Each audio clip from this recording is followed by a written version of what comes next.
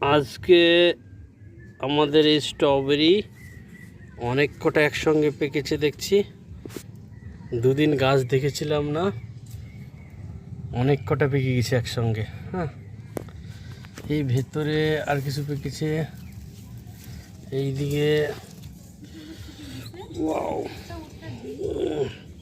খুব খুব কালার হয়েছে।